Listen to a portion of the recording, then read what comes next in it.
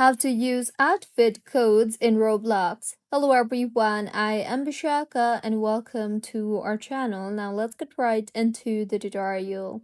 Firstly, go ahead and open Roblox on your device and make sure you are signed in. Now in order to use outfit codes, you will have to enter a game. So tap on the search bar there, and in the search bar, type in Catalog Avatar Creator in Experiences and then go ahead and tap on this particular option you see there. Further, tap on the play button and wait for the game to load. Once the game is loaded, on the left side of your screen, you will see the option for community outfits. So, tap on the community outfits option you see there and you will see various categories in here. So, go ahead and choose any of the category. I will choose most popular for instance.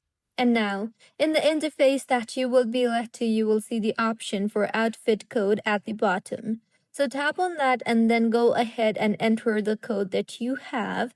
And once entered, if the code is correct, you will be led to the outfit page. So tap on the wear option you see there, and with this, the outfit will be worn in that particular game. So this is how you can use outfit codes in Roblox. If you find this tutorial helpful, please like the video and do comment if you have any queries.